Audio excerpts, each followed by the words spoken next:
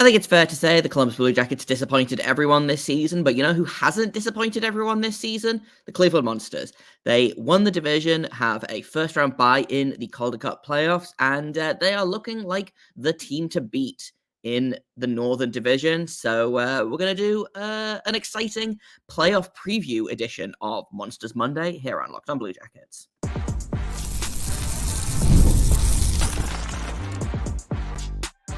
You're Locked On Blue Jackets, your daily podcast on the Columbus Blue Jackets, part of the Locked On Podcast Network, your team every day.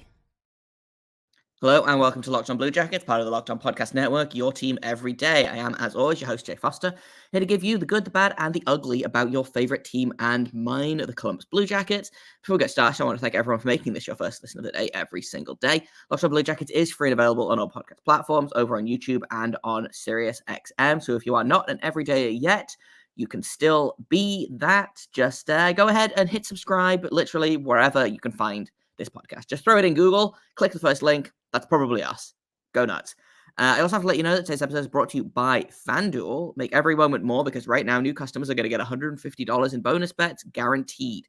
That is $150 win or lose. Visit FanDuel.com/locked-on to get started. We've got a special guest on today's show. I will bring her in a minute, but you know, it's a Monsters Monday.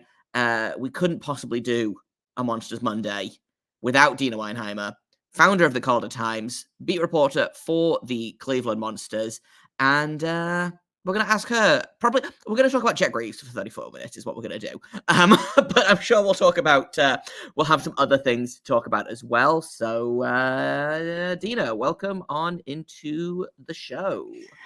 Thank you so much for having me, as always. So let's start off with, how relieved were you when the Monsters decided, actually, we do want to make the playoffs? Because I feel like last time we did one of these, they were trying their best not to make the playoffs. And obviously, not their fault. There was injuries, there was call-ups. Columbus was doing everything it could to ruin the Monsters' season. But Blue Jackets season finished. The Monsters got all of their guys back on Wednesday of last week.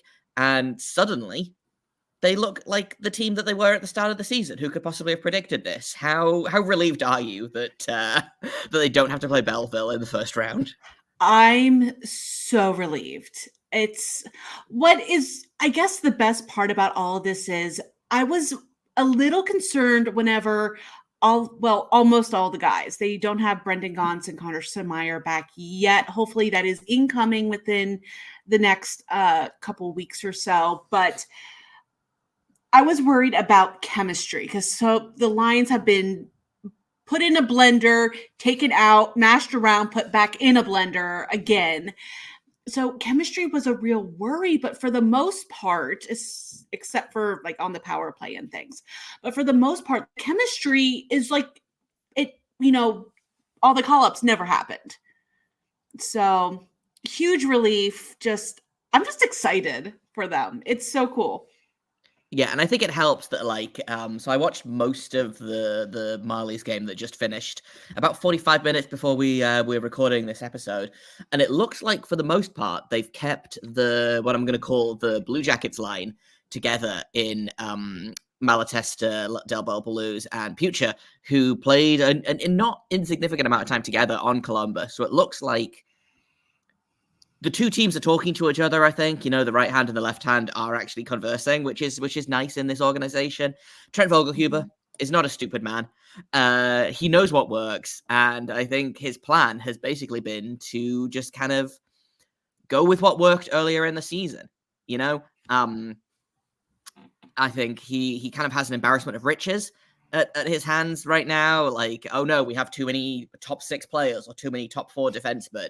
What are we going to do? And I guess the answer is, we'll just play all of them and see where we go from there. But I wanted to talk about Trent Vogelhuber specifically, actually, because I am so unbelievably impressed by, so I talked to him a little bit at the AHL All-Star game, and I was impressed by his composure and his willingness to answer questions and just the way he talks about this team. And it really does feel like this team has become more than the sum of their parts under Trent Vogelhuber. Is that is that accurate to say? Is that kind of I get kind of the feeling of those playoff teams for Columbus under Tortorella, where they didn't really have, so they had, some stars, but no real game breakers, unless you count like Artemi Panarin for 2 years. But those teams became more than the sum of their parts under Tortorella.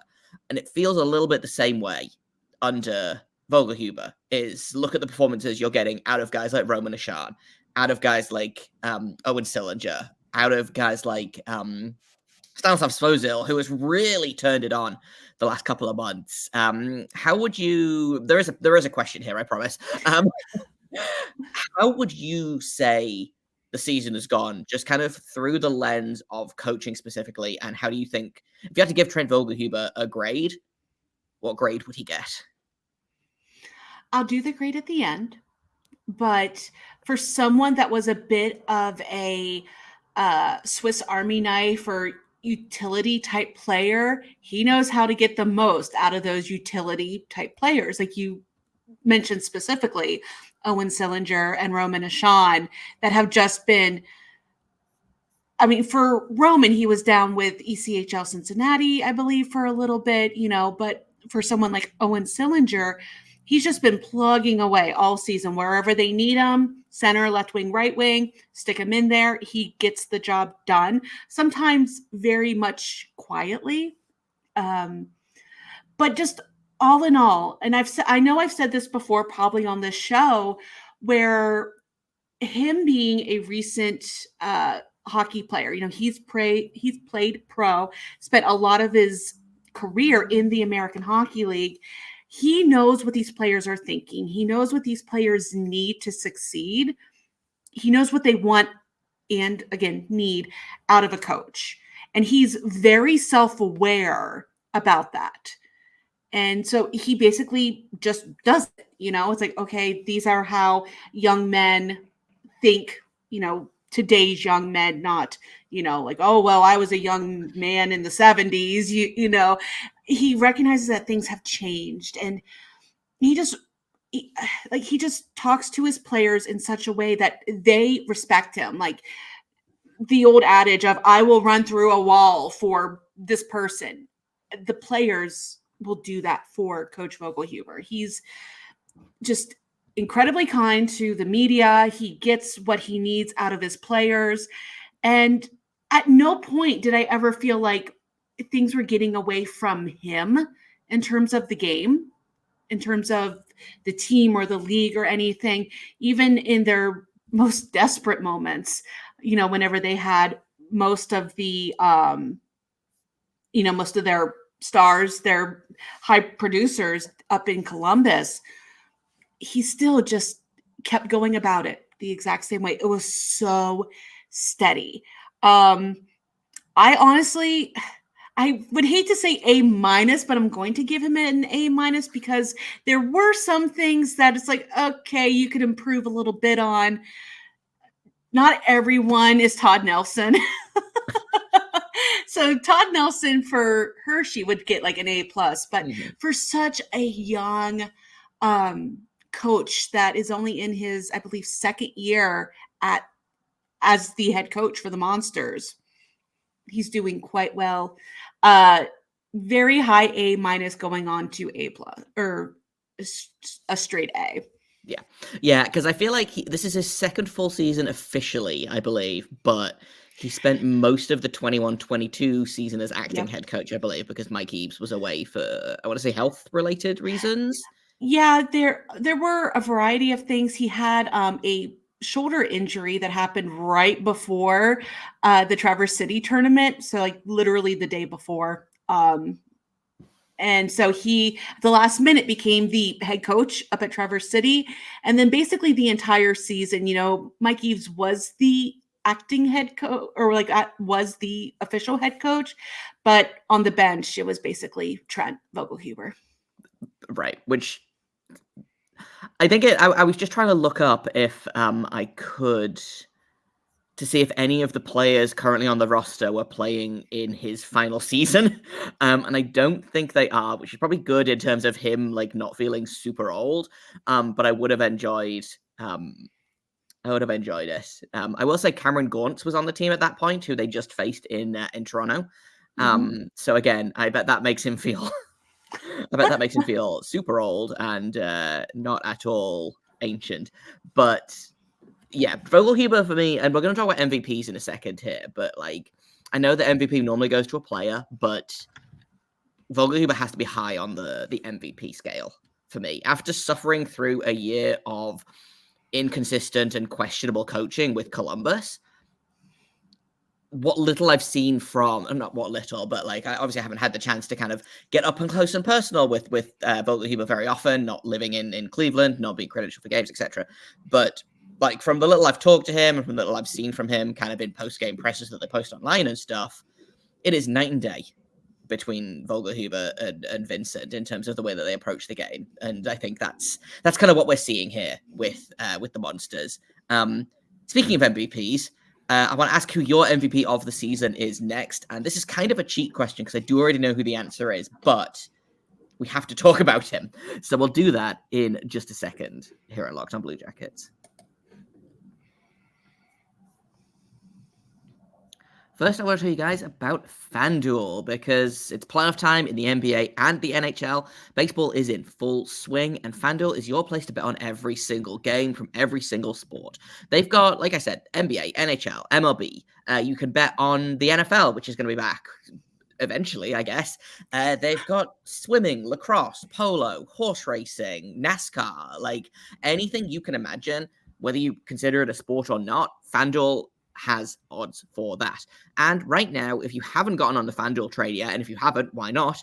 But if you haven't, new customers are going to get $150 in bonus bets guaranteed. Whether you win or lose, all you have to do is place a bet on FanDuel, and you will get $150 to spend on anything from slap shots to home runs to slam dunks, all on an app that is safe, secure, and easy to use. So what are you waiting for? Visit FanDuel.com/lockedon. Make your first bet an automatic win because FanDuel is America's number one sportsbook and also our number one sportsbook here at the Locked On Podcast Network. I've also got to tell you about Policygenius. Life insurance is such an important safety net for your family, but trying to find the right policy on your own can be confusing, time-consuming, overwhelming. Like, where do you even start, right? With Policygenius, you can find insurance policies that start at just $292 a year for up to $1 million of coverage. Some of these options include things like same-day approval. You don't have to do unnecessary medical exams. And they're the country's leading online insurance marketplace for a reason. It's convenient, it saves time, it helps you compare your options from top companies, and their team of licensed experts is on hand to help you talk through every single option so you can get the best one for you. You can easily compare quotes from America's top insurers in just a few clicks to find your lowest price. And here's the scary thing. Your work life insurance policy might not offer enough protection for your family's needs, and worst case scenario, if you leave your job, it might not come with you. And that's why Policygenius is the place to go. They give you unbiased advice from a licensed expert support team. They've got no incentive to recommend one insurer over another, so you can trust their guidance and join the thousands of 5-star reviews on Google and Trustpilot from customers who found the best fit for their needs at Policygenius. Check life insurance off your to-do list in no time with Policygenius. Head to policygenius.com/lockedonnhl or click the link in the description below to get your free life insurance quote and see how much you could save. Once again, that is policygenius.com/lockedonnhl. Welcome back to Locked on Blue Jackets. Thanks for making us your first listen of the day every single day. We're talking about the Cleveland Monsters because they do not disappoint me, unlike some teams that we could mention. I've got Deana Weinheimer, founder of the Calder Times, beat reporter for the Cleveland Monsters, with me today. And we're talking about who the MVP of this team has been. And like, in my mind, there's really only two options, but also there's really only one option for me. And I suspect it's the same answer for Deana. So let's just go ahead. Who is your MVP for the season for the Cleveland Monsters and why? His name's right there. Jack Reeves. Absolutely, Jack Reeves. So first of all, congratulations to him. He is now the winningest goaltender in Cleveland Monsters history with 61 wins. It's mind-blowing. Absolutely mind-blowing. And what I keep referring back to that COVID season where his junior league opted out. So there was a full year where he did not play hockey. You couldn't even tell. This young man is just unbelievable in net. Whether he was with Cleveland or up with Columbus, he has been the goaltender for this organization this season. It's just everything he touches just turns to gold. And it's fascinating that despite him, missing so much time in the American Hockey League, being with Cleveland, that he is still finishing. I believe this count is current, but he is still finishing third in wins in the American Hockey League with 29 wins this season. It's no matter what, he has been so steady, kind of like that Trent Vogelhuber we were talking about, so steady, doesn't look like he gets rocked at all. He just does what he needs to do. And he loves to get time in net. I was a little concerned with him going 3-3 to finish out this season. You and me both. Yeah. But part of me was like, well, maybe he wants to get the reps because they are going to be down for this initial 3 game opening play-in series. But nope, he wants the net. He wants the reps. And when you get 29 wins in a season, how can you say no? Right. I want to point out as well that the 2 goalies that are ahead of him in wins. Oh no, I lost my tabs. Everyone drink. Just lost the tab. I have water. Let's go. So the 2 guys that finished ahead of him, one is Matthew Villalta, who played 51 games for the Tucson Roadrunners this season and finished 31-17-3. So he played 5 games more than Greaves and only had 2 extra wins. The other guy is Yaroslav Askarov, who, went on that casual 13-game personal win streak in the middle of the Milwaukee Admirals, 19-game win streak or whatever it was. So, Jake Greaves is hanging at the top there with some very, very good goalies. He did play the 3rd most minutes of anyone in the league, with the only goalies that played more minutes than him were Jakub Dobesh and Matthew Villalta of Tucson. So he earned the net, and then he decided that he was keeping it. And I think partially that's due to they haven't really had anyone to back him up this season. Bringing Subban in at the end there was fine, but before that it was Pavel Chayan, who I like a lot, but is not an AHL caliber goalie yet, I don't think.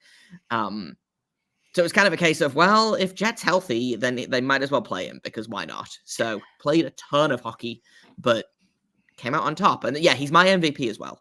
There's an argument could be made for Trey Fix-Wolanski, which we'll talk about in a second, but I just want to remind people of how Jet Greaves joined this organization as well, because I feel like, again, every single time we do a Monsters Monday, we talk about it. He signed with the Monsters, I believe, because they literally had no goalies that were eligible to play in Traverse City, because Daniil Tarasov wasn't going to get here from Russia in time. That was Daniil Tarasov's rookie season. They didn't have any other goalies that were eligible. So I believe they went and they signed Greaves, and I think they signed Chayan as well as to basically, we need a goalie. Come and play in Traverse City. And from there, he just decided that actually he was going to stick around in the AHL. Like you said, he missed a year of the OHL, came to Cleveland. I believe he came to Cleveland immediately after missing that year in juniors as well. Yep. Yeah, so he didn't play the entire 2020-21 season. The 21-22 season, joined the Cleveland Monsters, went to Traverse City, earned his NHL entry-level contract, because, again, the Blue Jackets didn't have any other goalies because all of them were legally dead. And look at where he is now. He was phenomenal for Columbus in limited game action this season. And for my money, is a top 3 goalie in the AHL. this season? Well, kind of going back to stats here, I looked up how many shots against he faced. So he got third most wins while also facing the third highest shots against. First was Jakub Dobeš with 1,484, then back to Matthew Villalta with 1,457.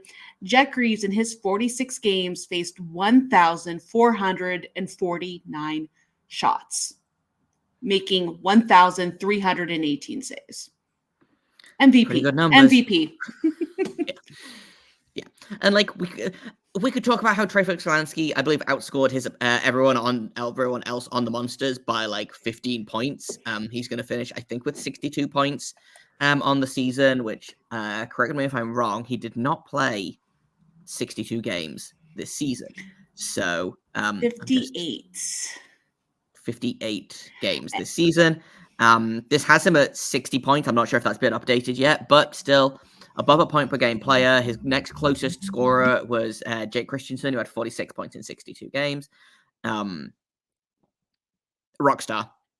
season from Trey Vogelhuber. So like, it's not that he doesn't deserve it, but Jet Greaves was just so special, I think, that like I wouldn't be mad if they gave the MVP award to Trey Vogelhuber, but I would be a little mad, you know? I want to take another quick break, and then I want to talk about the playoffs themselves, because this Monsters squad feels special. And so I want to talk about how far they can go. And we'll do that in just a second here on Locked On Blue Jackets. First, I'm going to tell you about Gametime, because I love to go to things, but I hate to plan ahead when I'm going to things. Sometimes it's I finish work and I'm like, oh, I should go to a Sharks game tonight. Why not? There's going to be tickets. The Sharks are real bad. No one wants to go.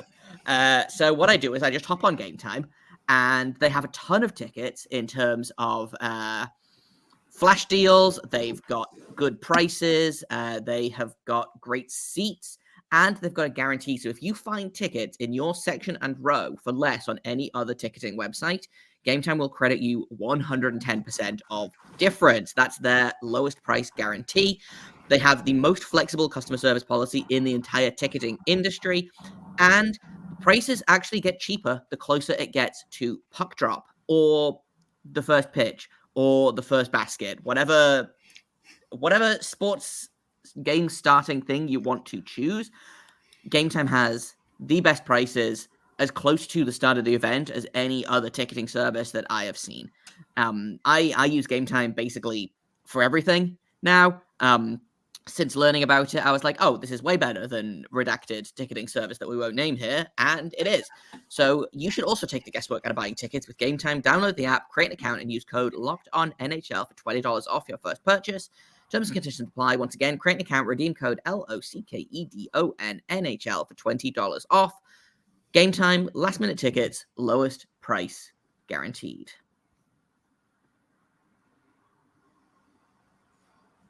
Welcome back to Locked On Blue Jackets, or Locked On Monsters, I guess, as we will be for the next however long the playoff push lasts. But that's kind of what I want to talk about now, which is a month ago, this team looked dead in the water. Watching them play tonight, or last night by the time you're listening to this, against the Marlies, I'm ready to give them the Calder Cup, quite frankly. And I'm trying to temper my expectations, but as everydayers will know, I don't always do a very good job of it. What's the ceiling for this Monsters team? Can they go all the way? Should we look forward to the inevitable Hershey-Cleveland bloodbath for the Eastern Conference title? I am putting my hopes on it. Very gently knocking on wood here, because I don't feel like going out with an upper body injury or anything myself.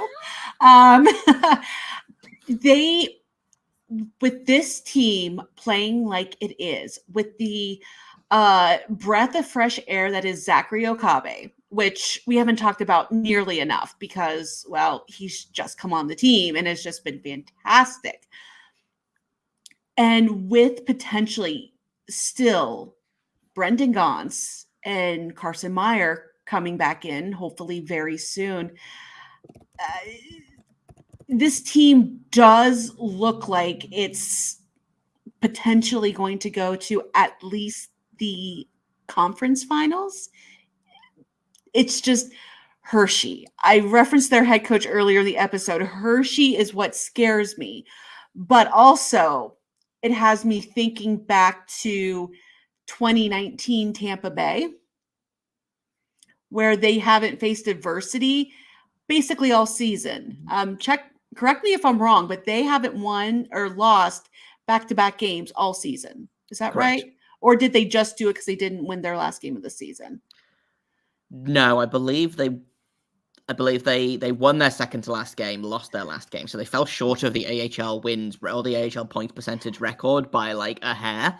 But yeah, no, Hershey is a terrifying team. But yeah, Yes. like you mentioned, 2019 Tampa Bay, excuse me, and last year's Boston Bruins, who everyone picked to beat the Panthers in 3 games. There's something about just kind of, I won't say Hershey coasted, but they were a cheat code this season. And I don't know. I know Todd Nelson will more than likely have them ready because he is a fantastic coach that more teams should be looking at for their head coaching vacancies for next season. Because I don't know how much more he can do at the AHL level. This team, I mean, I'm just looking at the roster for the 2015-2016 Lake Erie Monsters, and I would put this squad up against them. Really? Interesting. Yeah. I was looking at them earlier as well, and I was like, you know what? That was a freaking good team. It was a very good team. This might be a better team.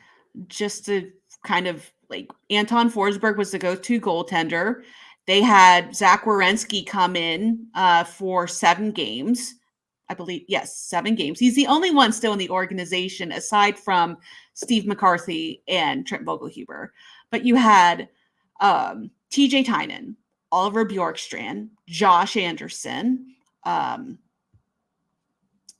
just so many good names on that team. And I would put these guys today versus this team from 2016. And I think this team could probably beat them. It's just Hershey. And then, like, if they face Coachella Valley, I'm assuming that's who's them or Milwaukee coming out of the West. That scares me a little bit. But also, Cleveland has been playing such meaningful games for the past month and a half to 2 months. They've been scraping by. So they're, like, mentally ready. Yeah. And I feel like, speaking about Hershey specifically here, is the way that, so for AHL people know, people like casual Monsters fans might not, the playoffs work slightly differently in the AHL in that every series is not a best of 7. So the play-in rounds are best of 3, which, as random a game as hockey is, like, it is, there's going to be upsets. You know, we see it every single year. Some 8th seed comes in and wins 2 games in a row and sends the division champs home, or the top seed that doesn't have a bye to the second round. So Cleveland is not playing in the first round right now. They get a bye to the second round, again, because of the way the AHL works. And then when you get to the second round, the second and the third rounds are both best of 5. So you only have to win 3 games. So again, you win 2 in a row. I wonder if Hershey starts getting scared. I wonder if Hershey starts getting rattled. And, like, this is all kind of subjunctive. And, you know, I'm putting the cart way before the horse at this point. But there's going to be some upsets in AHL playoff hockey that you don't see as often in the NHL just because of the shortness of the series. You know, it's all you need is a goalie to get hot at the right time. And I think Jet Greaves is getting hot at the exact right time. I'm not going to go ahead and I said at the start of this, you know what, let's just give them the Calder Cup now. I'm ready to do that. I'm not quite ready to do that, but looking at the field, why not Cleveland? All you have to do to get for a chance to win the Calder Cup is to make the playoffs, you know? I'm just, I'm very much more relieved that Cleveland will be facing the team that does come out of that first round play-in, as opposed to facing a purely rested team. So let the Syracuse Crunch and the Rochester Syracuse and Americans. Rochester are going to knock 7 shades of snot out of each other, and then I'm very much looking forward to watching that series. That series is going to be fun. So I'm very happy that those two will kind of beat up on each other. Cleveland will take on the winner of Belleville the winner of Belleville and Toronto, which Cleveland faced up very well against this season. I almost would rather have Toronto because they swept them, but also I know how these things go. But yeah, so the earliest that basically Cleveland will only have to face one of Syracuse and Rochester, and it's those two teams that I personally am most concerned about. They only got to do one because they won on Sunday and on Saturday. And thanks, Utica, for beating Syracuse. Utica really did it. We appreciate you. Solid there, in terms of beating Rochester, I believe it was, to stop Syracuse. Yeah, they Syracuse lost to stop them from clinching the North Division. Yep. So Monsters were first in the North basically the entire season, I feel like. Slipped at the end, snuck back in, and we're gonna have to do these weekly. I feel like we'll have to do weekly playoff check-ins with the Monsters because, like I said, and like I've been saying on this show, there's nothing about the Blue Jackets to talk about for a little while now. So hey, let's focus on the Monsters, their playoff pushes. We've been keeping track of the Blue Jackets prospect, Denton Matejchuk, casually leading the entire WHL in playoff points as a defenseman, normal and fine. Or he was last I checked anyway. But yeah, we'll bring you all of the Monsters hockey talk that you could possibly want.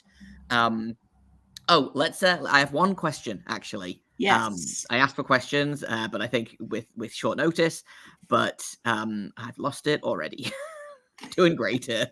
Here we go. Actually, you might know this guy. Gary Weinheimer wants to know, which for those of you, for a peek behind the curtain, that is Deana's husband, wants to know who you want to face out of the Battle of Ontario. And you kind of mentioned that you'd probably rather take Toronto in that, but is that, if you had to say, okay, you can choose your opponent, who are you choosing out of Toronto and Belleville?